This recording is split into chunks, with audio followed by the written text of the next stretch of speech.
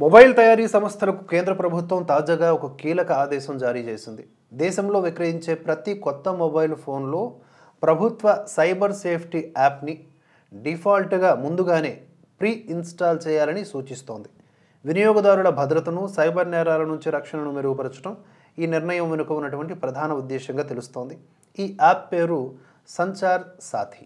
అయితే దీనిని ఫోన్ల నుంచి డిలీట్ చేయడం కుదరదు అనే అంశం వినియోగదారుల గోప్యత, వ్యక్తిగత స్వేచ్ఛపై కొత్త చర్చకు దారితీసేటటువంటి అవకాశం ఉంది.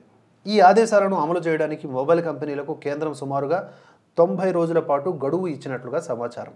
ఇప్పటికే మార్కెట్లో లేదా సప్లై చైన్లో ఉన్నటువంటి స్మార్ట్ ఫోన్స్లో కూడా సాఫ్ట్వేర్ అప్డేట్ ద్వారా ఈ యాప్ను అందించాలని కంపెనీలకు సూచనలు అందినట్లుగా తెలుస్తోంది.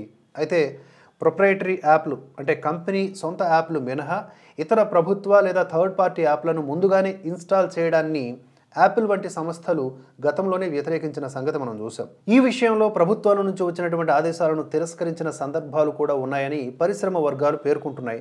కాబట్టి యాపిల్ వంటి అంతర్జాతీయ కంపెనీల నుంచి ఈ ఆదేశాలపై వ్యతిరేకత వ్యక్తమయ్యే అవకాశం ఉన్నట్లు తెలుస్తోంది. దాన్ని హ్యాండిల్ చేయగలగాలి కేంద్ర ప్రభుత్వం. మొత్తం మీద సైబర్ భద్రతను బలోపేతం చేయాలనే ప్రభుత్వ లక్ష్యం మాత్రం ఇందులో స్పష్టంగా కనిపిస్తోంది.